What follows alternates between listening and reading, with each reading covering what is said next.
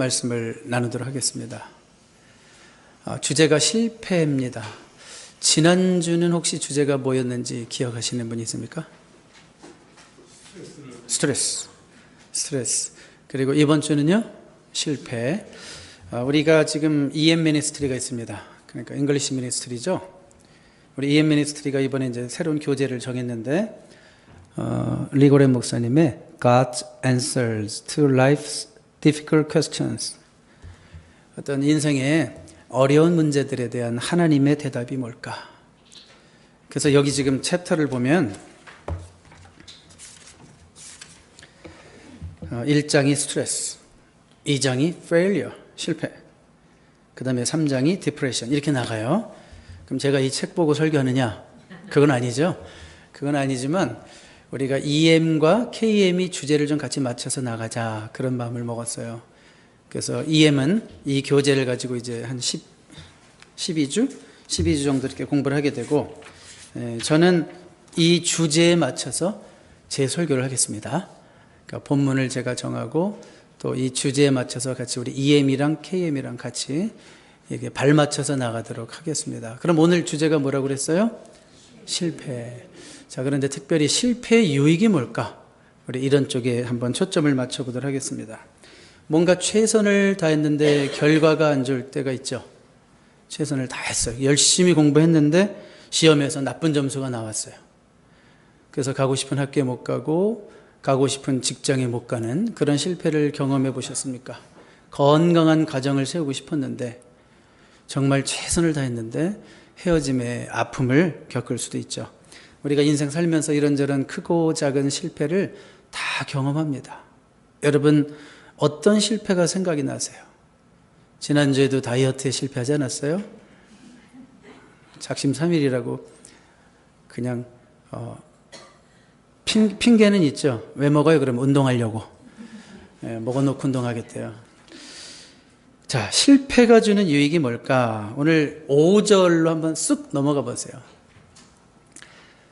시몬이, 원래 이제 베드로의 원래 이름이 시몬입니다. 시몬이 대답해 이르되 선생님, 우리들이 밤이 새도록 수고하였으되 잡은 것이 없지만, 이런 표현을 하고 있죠. 밤이 새도록 수고했다라는 것은 최선을 다했다는 거죠. 그런데 열매가 없었다, 그런 얘기예요. 과연 이 베드로의 실패가 가져왔던 유익이 무엇이었을까? 우리가 오늘 본문을 통해서 보기로 원하고요. 그렇다면 우리 인생의 실패를 우리도 경험했고, 또 어쩌면 지금도 반복해서 실패를 경험하고 있는 저와 여러분일 수도 있어요. 거기서 얻을 수 있는 유익이 무엇일까? 우리가 오늘 말씀의 근거에서 한번 생각해 보도록 하겠습니다. 첫 번째로 실패 유익은 마음이 가난해진다는 거예요. 실패를 통해서 뭐가 가난해진다고요? 마음이 가난해진다. 이건 참 좋은 겁니다. 심령이 가난해진다. 마음이 가난해진다. 마태복음 5장에 보면 예수님의 약속이 있죠. 마음이 심령이 가난한 자는 복이 있다. 무엇이 그들의 것이다? 천국이 그들의 것이다. 그러니까 하나님의 통치가 임한다, 그 얘기예요. 마음이 가난한 자의 심령에 하나님의 통치가 임한다, 그런 얘기예요. 베드로의 마음이 어떻게 가난해졌을까? 한번 그 상황들을 잠깐 볼까요? 1절로 다시 가보겠습니다. 무리가 몰려와서 하나님의 말씀을 들을새 예수는 게네사렛 호숫가에 서서. 자, 지금 예수님이 게네사렛, 다른 말로는 갈릴리라고도 불리는 게네사렛 호숫가에 있는데 거기서 배 두 척을 봤습니다. 어부들이 배에서 나와서 그물을 씻는지라 그랬어요. 그러면 밤새도록 허탕치고 지금 뭐 하고 있다는 거예요? 그물 정리하고 있는 거죠. 뭐 그물을 깁기도 하고 더러운 게 껴있으면 빼기도 하고 이러면서 다음 날을 준비하는 거죠. 자, 그때 바로 예수께서 한 배에 오르시니 그 배는 시몬의 배라. 육지에서 조금 떼기를 청하시고 앉으사 배에서 무리를 가르치시더니. 그러니까 지금 어떤 상황이에요? 예수님이 바닷가에서, 해변가에서 누구의 배로 올라가기를 원하셨어요? 시몬의 배에 올라가서 수상 스테이지죠? 거기서 이제 예수님께서 말씀을 전하기 위해서 베드로의 배를 강대상 삼아서 지금 이제 말씀을 가르치시는 겁니다. 근데 사실은 베드로 입장을 생각했어요? 안 했어요? 예수님이? 안 하고 있죠, 전혀. 베드로는 지금 어떤 시간이라고 그랬어요? 배에서 나와서 그물을 씻는지라. 저 뒤에 보니까 고기 한 마리도 못 잡은 그날 아침, 정말 기분도 꿀꿀하고 아주 기분 아니죠? 근데 갑자기 예수님이 배에 올라타시는 거예요. 내가 좀 타야 되겠다. 청하시고 그랬으니까 그냥 올라오신 건 아니고 내가 네 배 좀 써도 되겠냐? 그런 말씀이죠. 내가 네 배를 좀 써도 되겠냐? 지금 베드로 너무 피곤하고 퇴근할 시간인데 빨리 집에 들어가야 되는데 좀 짜증은 나겠지만 아마도 어떤 예수님의 권위에 압도돼서 거절하면 안 될 것 같은 상황, 뭔가 왠지 그런 분위기, 그런 걸 감지했겠죠. 그러면서 이제 예수님이 배에서 가르치실 때 아마 베드로는 그 말씀을 처음에는 짜증스럽게 반응하다가 집중하면서 듣지 않았을까, 그런 생각을 합니다. 자, 근데 여러분 생각해 보세요. 예수님이 지금 배에 타셨는데 그 배에 물고기가 있었어요, 없었어요? 그날 한 마리도 없었어요. 물고기가 없고 배가 텅텅 비어 있었어요. 아주 기가 그냥 팍 죽어 있습니다. 여러분 추워요, 더워요? 에어컨 좀 꺼주세요. 그래도 비율로 맞춰서 지금쯤 꺼주세요. 네. 전반적으로 보니까 8대2로 추위를 느끼시는 것 같아서 더위를 느끼시는 갱년기에 있는 분들이 좀 희생하십시오. 어쩔 수 없습니다. 네. 네, 말씀의 흐름을 끊어서 죄송해요. 자, 다시 한번 말씀드릴게요. 자, 예수님이 지금 배에 오르셨을 때 시몬의 배에 물고기가 있었다, 없었다? 없었다는 거예요. 만약에 고기가 꽉 차 있었다면 베드로가 막 신경질 부렸을 거예요. 바쁘다고 지금 빨리 정리해야 된다고. 그리고 아쉬울 게 없죠. 예수님 안 태웠을지도 몰라요. 여기 영적 의미가 있는 거예요. 배가 비어있기 때문에 자신의 배에 예수님을 모시는 거예요. 배가 비어있기 때문에 예수님을 모십니다. 마음이 가난하니까 예수님을 모시는 거예요. 우리 인생의 배에도 고기가 없을 때 우리가 주님을 모신다는 거 아십니까?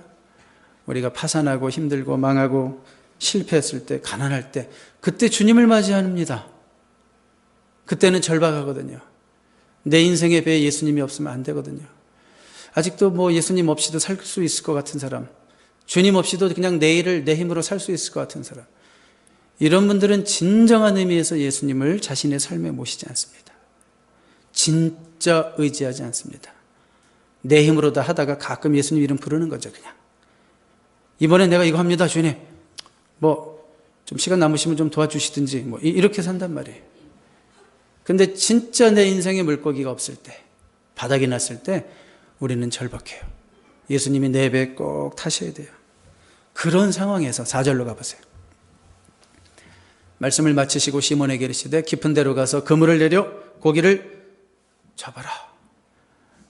지금 목수로 일을 하시는 예수님께서, 예수라는 청년이 평생 바다에서 잔뼈가 굵은 어부 베드로에게 깊은 데로 가서 그물을 내려 고기를 잡으라 그랬어요.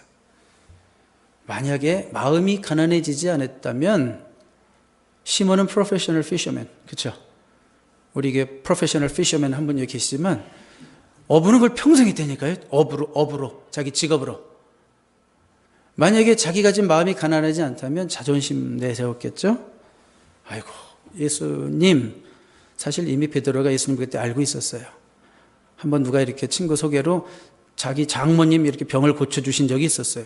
그래서 뭔가 대단한 분이라는 건 알고 있었지만 자기의 인생과는 아직 상관이 없는 그런 관계죠. 예수님, 우리 전문가들이 밤새도록 수고했습니다. 그런데 한 마리도 못 잡았어요. 그리고요, 물고기는 원래 이 갈릴리는 주로 밤에 잡는 거고요. 그리고 이 갈릴리 호수는 저 깊은데, 요 시간에 깊은 데로 가면 물고기가 없습니다. 제 평생 경험입니다. 아이고, 뭘 또 깊은 데로 가서 이 시간에 그물을 내리라고 하십니까? 이렇게 말했겠죠. 그런데 마음이 가난해져 있었기 때문에 5절에 보니까 우리가 수고하고 밤새도록 한 마리 못 잡았지만 말씀에 의지하여 예수님 하시는 말씀대로 한번 그물을 제가 내리겠습니다. 이렇게 순종하고 있는 거예요. 자, 예수님 말씀에 순종했을 때 6절에 보니까 어떤 결과가 났어요? 그렇게 하니 고기를 잡은 것이 심이 많아 그물이 찢어지는지라. 그물이 찢어질 정도로 고기가 많이 잡혀서 혼자는 감당할 수도 없어가지고 이제 옆에 있는 친구들 막 불러가지고 도와달라고 그러죠. 자, 시몬이 상상했던 것보다 훨씬 더 많은 고기가 잡혔어요.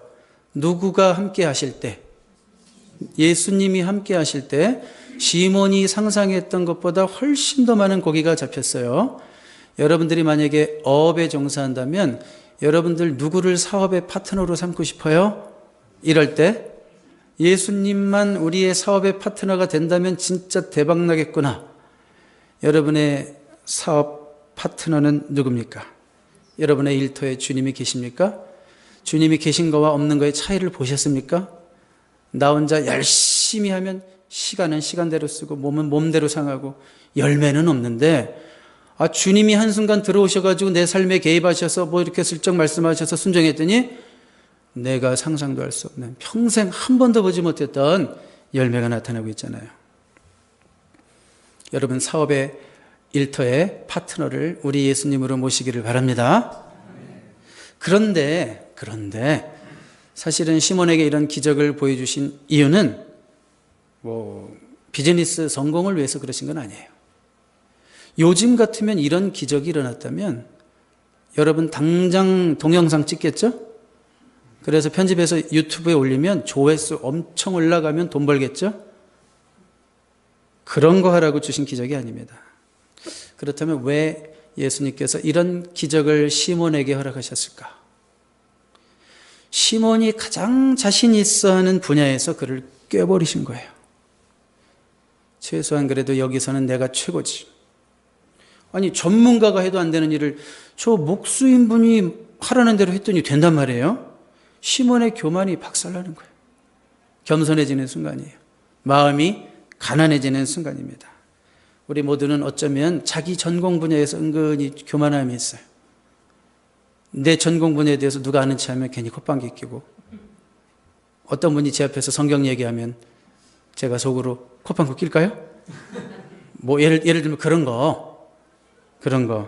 어떤 분은 그래요. 자기는 인간관계가 전공이래요. 인간관계. 나는 인맥이 끝내준대. 그런 사람 한번 철저한 배신을 당해봐야 돼요. 그래야지 진짜 하나님을 의지해요. 내가 평생 사람을 의지하고 여기까지 왔구나. 그러니까 자기가 자신 있어 하는 분야에서 한번 철저하게 깨져봐야지, 내 인생에 예수님이 필요하구나. 내 인생의 배에 예수님을 모셔야 되겠구나. 그런 생각을 하게 되는 거예요. 이 기적의 의미가 그겁니다. 그래서 우리 첫 번째 포인트가 뭐였어요? 기적을 통해서 실패가 뭘 가난하게 한다? 마음을 가난하게 하는 거예요. 마음이 가난해지고 그 비고빈 마음에 이제 예수님을 모실 준비가 되는 거예요. 그리고 예수님을 의지할 수 있는 준비가 되는 거예요. 그게 복인 줄로 믿습니다. 두 번째로 실패를 통해서 나 자신의 실체를 더 정확하게 봐요. 자, 이런 기적이 일어났을 때 우리 한번 7절, 8절로 넘어가 봐요. 8절 보니까 시몬 베드로가 이를 보고, 지금 벌어지는 일을 보고 이게 도대체 무슨 일이야? 내 평생에 한 번도 보지 못했던 일이 예수님 땅에 일어나는 걸 보고 예수의 무릎 아래에 엎드렸다 그랬어요. 여기서 무릎 아래 엎드렸다라는 것은 아이고 지쳐가지고 그냥 펄썩 주저앉았다 그런 뜻이 아니라 worship, 예배의 자세를 말하는 거예요. 예수님 앞에 경배의 자세를 취했다 그런 얘기예요. 자, 여러분 보세요. 지금 베드로가요, 주여 나를 떠나서서 뭐라고 불러요? 주여. 아까 5절에서는 선생님이요 이랬거든요. 근데 주여로 바뀌었어요. 주라는 것은 curious. 이것은 권위에 있어서 최고이신 분, 하나님을 뜻하는 거예요. 그러니까 지금 일어나는 상황들 베드로는 알거든요. 이런 일은 절대로 인간의 힘으로 일어날 수 없는 일이야. 알거든요. 그러니까 지금 베드로는 누구를 본 거예요? 예수님을 통해서 하나님을 본 거예요. 전능자 하나님을 본 거예요. 그래서 호칭이 선생에서 주여 이렇게 바뀌고 있습니다. 그 전능자 앞에 섰을 때 반응, 주여 나를 떠나서서 나는 죄인이라소이다. 죄인이라소이다. 회개가 먼저 일어나죠. 예수님은 빛이십니다.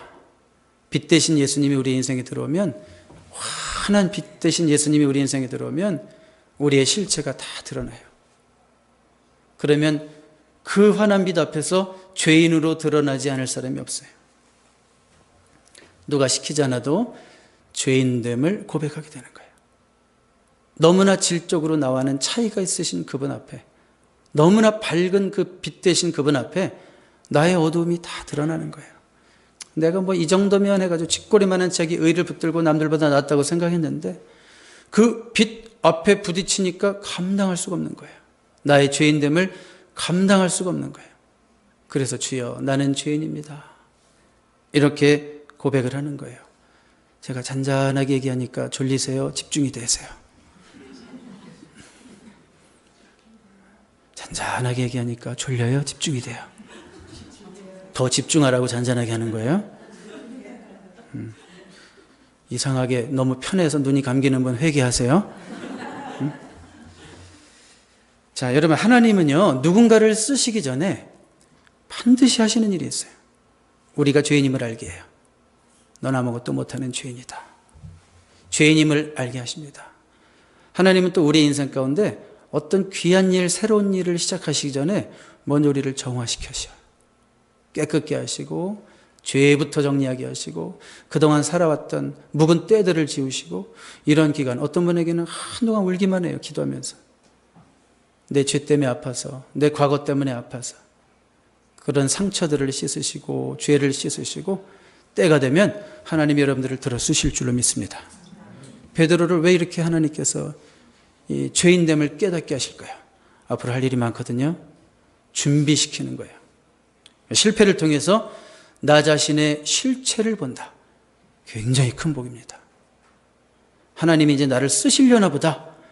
나를 이렇게 시련을 주시고 아프게 하시고 깨닫지 못하니까 어려움을 주셔라도, 고난을 주셔서라도 이렇게 나의 죄인됨을 알게 하시고 내 과거를 생각나게 하시고 하나님 앞에서 해결하지 못한 부분까지도 지금 다시 해결하게 하시고 펑펑 울게 하시고, 왜 그러실까?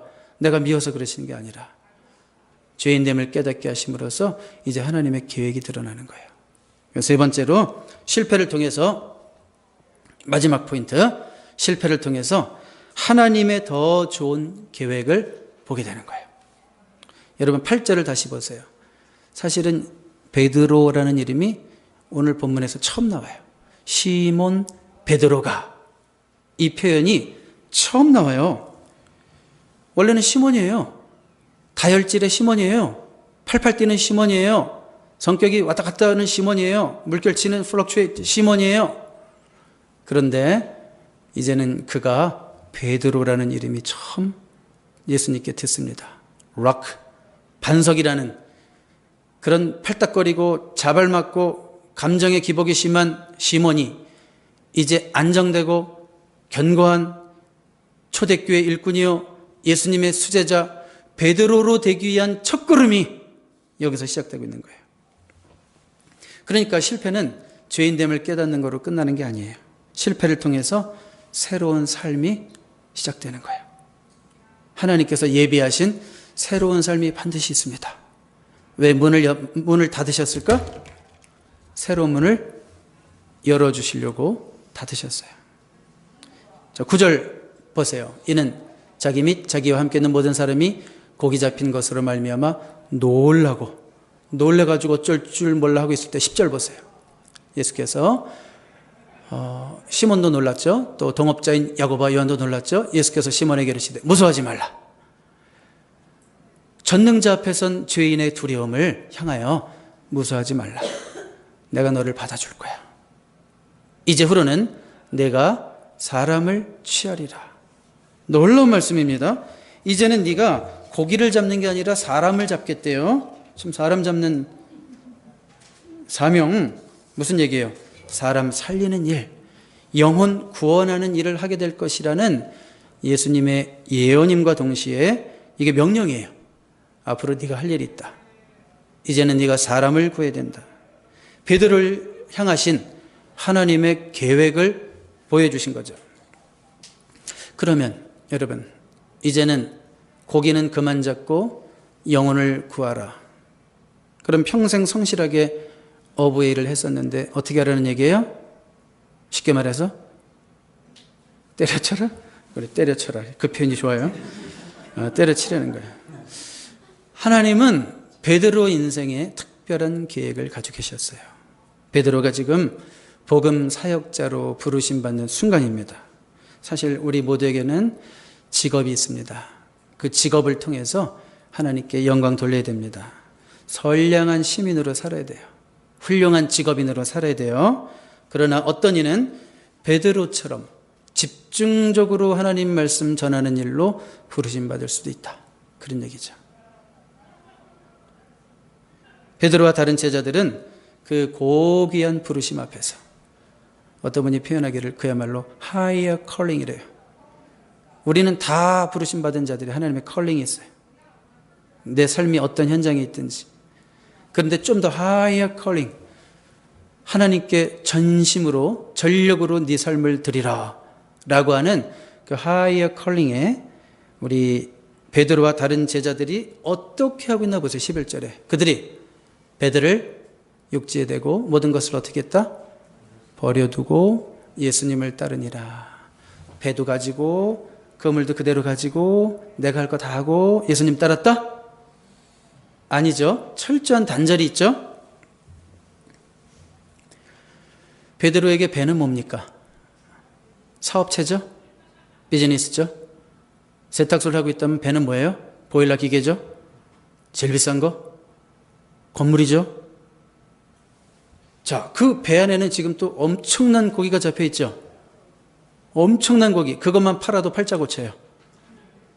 그거 팔아가지고 배 한 척 더 사고 사업 확장하고 이런 생각할 수 있잖아요. 그런데 그것까지 다 버리고 배만 버린 게 아니라 혹시 모르죠. 뭐 사람들이 떼처럼 몰려왔을 때 뭐 한 2마리씩 나눠줬는지 어쨌든 그것까지 다 버리고 예수님을 쫓아갔어요. 이게 가능할까요? 누구를 만나서 가능해요? 예수님 만나니까 새로운 인생의 플랜이 생겼어요. 꿈이 생겼어요. 요즘 사람들 하기 전에 말로 비전이 생겼어요. 예수님 안에서 발견된 미래와 비전 때문에 버려진 거죠. 버린 게 아니라 버려진 거죠. 억지로 버린 거 아니에요. 저절로 버려진 거예요. 한 10여 년 전부터 HD TV가 나오기 시작했죠. 고화질 TV. 그 TV가 나오기 시작하면서부터 사람들이 집 앞에다가 TV를 버리기 시작했어요. 어떤 거 버리든가요? 옛날 구형 TV 뒤가 뚱뚱하고 화질 뿌옇게 나오고 누가 가져가건 말건 다 버리던데요. 다 버리더라고요. 막. 왜 버리는 거예요? 아까운데 이러면서 버렸어요. 필요 없어서 버렸어요. 더 좋은 게 있으니까 버리는 거예요. 이건 뭐 상대가 안 돼. 화질이 1080이랑 480이 상대가 돼요? 상대가 안 돼요. 뭔 얘기인지 또 모르시는 분 있네. 상대가 안 되니까 버리는 거예요. 자, 여러분, 저절로 버려지는 것이 신앙생활의 열매예요. 버려야 되는데 왜 이렇게 안 되지? 그냥 갖고 사세요. 어떤 사람은 예수 믿으면서 왜 이렇게 예수 믿고 술도 안 먹어야 되는데 왜 이렇게 땡기지? 먹어요 그냥. 담배도 끊어야 되는데 왜 안 끊어지지? 피시라고요. 신앙생활은 그런 게 아니에요. 하나님의 은혜 속에 잠기고 더 귀한 가치를 쫓아가다 보니까 생각이 안 나는 거죠. 술 먹을 시간이 어디 있어요? 그리고 방탕할 시간이 어디 있어요? 더 귀한 것이 내 안에 들어오니까 자꾸 하나하나 끊어지는 거예요. 무슨 쇼핑 중독, 이상한 쓸데없는 정신병 걸린 사람들도 있죠. 그거 정신병이거든요. 쇼핑 중독. 그게 진짜 말씀 보느라고 바빠 죽겠는데 쇼핑 중독에 걸릴 시간이 어디 있어요? 그러니까 버려지는 거지 버리는 게 아니에요. 신앙생활은. 베드로와 야고보와 요한은 그 배를 너무 아까운데 이거 버려야 되나 갈등하면서 버리지 않았어요. 아주 편하게 버리고 예수님을 따라갔다는 거예요. 헌신도 그렇죠. 헌신. 헌신해야 되는데 그냥 억지로 하면서 아까운 마음 들고 나만 억울한 것 같고 말이야. 뭐 하라고 그러니까 다들 안 하는데 나만 하는 것 같고 내가 하면 또 따라올 줄 알았더니 아무도 안 따라오고 나만 하고 있고 말이야. 그럼 하지 마세요. 억울한 생각이 들면 그건 진정한 헌신이 아니에요. 그냥 하나님의 사랑이 좋고 은혜가 좋고 기쁘고 감사하고 감격에서 저절로 되는 게 주님이 원하시는 헌신이에요. 하나님의 더 좋은 계획을 본 자는 인생에 하찮은 것에 집착하지 않는다는 거예요. 어떻게 태양빛을 본 자가 촛불 앞에서 마음이 흔들리겠어요? 그렇죠? 그러니까 버리게 되는 것이 신앙생활의 열매다. 하나님의 더 큰 계획을 볼 때 인생에 더 덜 중요한 것들을 버릴 수 있다. 그런 말씀입니다. 오늘 말씀 결론 내릴까요? 베드로의 실패가 가져다 준 유익을 세 가지 봤어요. 첫 번째, 실패함으로써 베드로의 마음이 어떻게 됐다고요? 가난해졌어요. 그 복이에요. 그때부터 말씀이 들어와요. 말씀이 들려요. 진짜 예수님 의지하게 돼요. 예수님과 동행합니다. 두 번째로, 실패로 뭘 봤어요? 자신의 정확한 실체를 봤어요. 죄인임을 알았어요. 그 하나님이 준비시키는 거예요. 세 번째로, 실패를 통해서 하나님의 뭘 봤다? 더 큰 계획을 봤다는 거예요. 그냥 그때까지는 자기 계획밖에 없었어요. 어떻게 사업이나 늘려가지고 말년에, 지난주도 얘기했지만 말년에 은퇴를 어떻게 잘해서 편하게 여생을 보낼까, 이런 생각밖에 없었는데 하나님의 더 큰 계획을 보니까 그렇게 안 보여요. 그냥 주님만을 위해서 살다가 트레디션에 의하면 정말 평생 복음을 전하다 십자가에 거꾸로 못 박혀 죽기까지, 성경에 있는 얘기는 아니지만 그 삶이 너무 귀한 걸 알기 때문에 그렇게 자신을 쏟아붓는 인생을 살 수 있었다는 거예요. 여러분의 실패가 이런 결과를 가져올 수 있다면 실패가 얼마나 유익해요. 그렇죠? 한마디만 더 하고 마칠게요. 혹시 그런데 여러분 삶에서 아직도, 지금도 실패를 반복하고 있지는 않습니까? 실패가 반복될 때 여러분 무슨 생각이에요? 아, 이젠 방법이 없다. 이제는 물고기가 없다. 물고기는 있어요. 여러분들이 헛다리 짚는 거예요, 지금. 예수님은 어디 있는지 아시잖아요. 계속 없는 데만 던지니까 안 잡히죠. 근데 예수님이 말씀하시는 데다 던지니까 잡히죠? 여러분 기억하십시오. 실패를 극복할 수 있는 방법은 누가 하시는 거예요? 주님이 하시는 거예요. 주님을 의지하고 주님과 동행하라는 거예요. 왜 이렇게 안 될까? 내가 노력해도. 주님 앞에 정말 독대해 보셨어요? 주님 앞에 정말 내 인생을 걸고 독대해 보셨어요? 하나님 왜 이렇게 해결이 안 됩니까? 왜 이렇게 열심히 노력하는데 왜 내 수고에 대한 대가가 없습니까? 그물을 엄한 데 던지지 마시라고요. 예수님의 말씀 듣고 예수님의 인도하심 따라서 주님이 던지라고 하는 그곳에 그물을 던지세요. 그런 자에게 하나님의 기적을 맛보게 되는 축복의 역사도 나타날 줄로 믿습니다. 기도하겠습니다.